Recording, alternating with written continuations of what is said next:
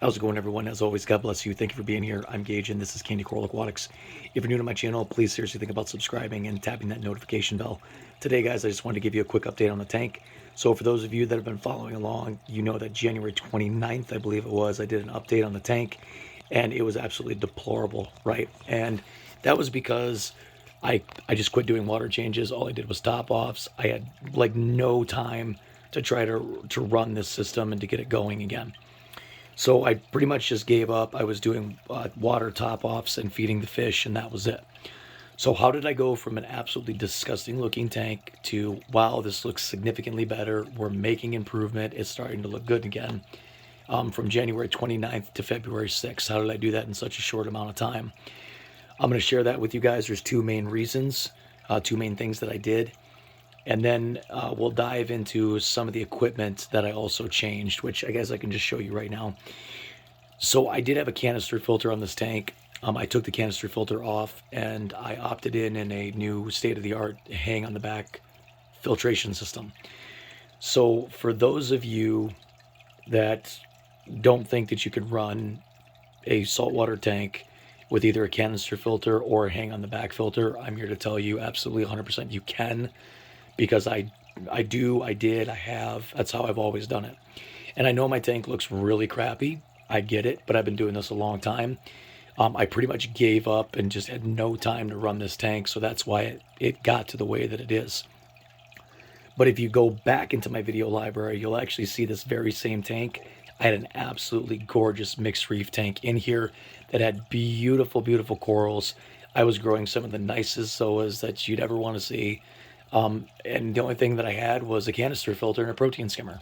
So it's definitely something that you can accomplish, and I'm going to be more than happy to share that with you. So the two main things that I did to get my tank back on track. Number one is I did a massive water change. Well, massive, I guess, for my tank. 50%, really. It was between 30 to 35 gallons is what I switched over. The next thing that I did, which I think is one of the largest factors out of the two, is I put in some utilitarian fish, right? Fish with a purpose. You just saw him a little bit ago. He slithered out of the rockwork. That was an algae-eating blenny. There he is again. He's been in here for quite a while, and he's super fat and happy because he's always had plenty of algae to eat, because I was a lazy reefer and just said, meh, I'll deal with it later, and my tank got really disgusting. So I'm completely redoing this 60-gallon cube. For those of you that are new to the channel, I had some heart surgery a while back, and the tank crashed. There was nobody to maintain it. I lost all my coral, all my fish, everything. So I'm just redoing the tank from scratch. And as I said before, I got really busy, started a new job, and then of course I was going through recovery and stuff. So the tank just sat here and it just got dirtier and dirtier. The next fish that I added, which I just added recently actually, is that guy right there behind the rockwork. He just swam out of the picture. That is a yellow spot or yellow square. It's one of the two. Rabbit fish. So if we try to, let me see if I can get close in on him. He's actually a really pretty fish. He's got that yellow square on the back on either side, and then those really bright blue lines that run down the length of his body. Ooh, he's going to show off for us perfect with those really nice, beautiful, bright yellow fins. Now, he is a rabbit fish, so he is venomous. So just keep that in mind. If you do get any type of a rabbit fish or a fox-face fish, they are venomous. But he's very peaceful, very friendly. You don't have to worry about him trying to ninja star you while you're in the tank. But let me tell you something. This guy absolutely destroys algae, you guys. Destroys algae. So in my previous video, you saw there was algae all over the rocks. Especially this rock right here had a ton of algae on it. As you can see, it's all gone. I mean, this guy's a lawnmower. So between him and then the actual lawn mowing blenny, they have done just work on this algae. So a massive water change and a couple of fish that actually have a job of keeping things clean. I don't run any other cleanup crew in here besides those two fish. The rabbit fish I just added, man, I don't think he's been in here 2 weeks, maybe 2 weeks, something like that. And he's just mowed down stuff. I'm actually getting to the point now where I'm going to have to start putting algae sheets in the tank because I'm running out of stuff for them to eat, which is a good thing, right? So they're doing their job. We'll just supplement their diet. Now, I'm not going to lie to you, it's not perfect, and you can still see in the sand here, it's pretty gross, right? There's still quite a bit of stuff that needs to get cleaned up and cleaned out.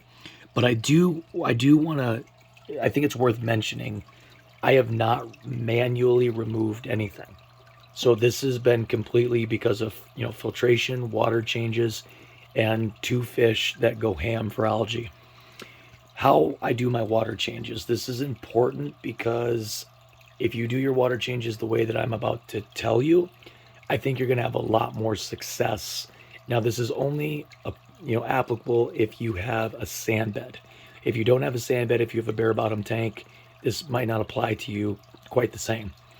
So I actually do my water changes through my sand bed. Now, what does that mean?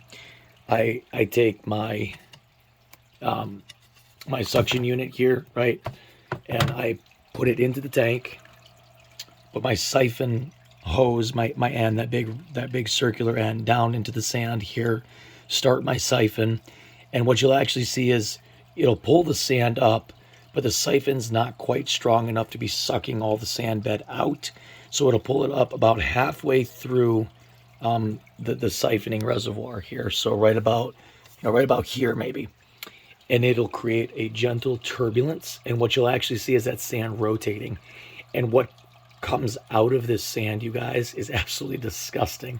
It looks like cloudy, murky, muddy water, and what that is all of the junk that settles in your sand bed that is broke down by the bacteria and is basically just waste. Like, it is waste, it is gross, and that is actually what can cause like old tank syndrome and tanks to crash, is when you have a mass buildup of this nasty gunk in your sand bed. So if you do water changes through your sand bed and suck up all of that stuff, you'll actually remove a lot more nutrients. You'll keep your sand bed nice and clean, and your tank will be far more successful in the long run. So how I do it, I'll start off in one section, suck up a bunch, then bring the siphon up, let the sand come back down, go over here, same thing, suck up a bunch, let the sand come down, etc., etc. I go all over. So I do my whole sand bed when I do this.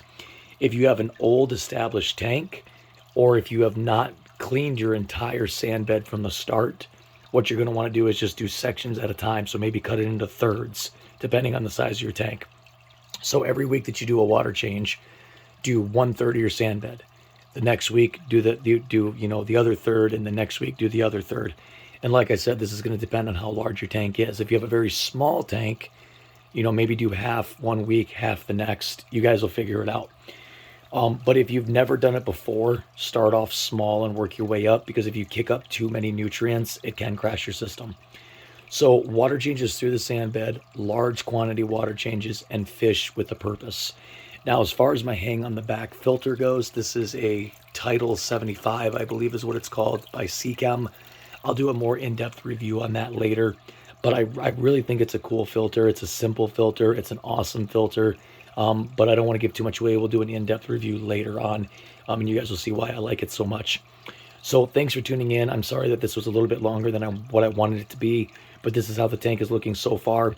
We're getting there. We still have a long ways to go, but a huge, huge improvement, and hopefully we'll be ready to add some corals very soon. Until next time, guys, take care, God bless, and stay safe.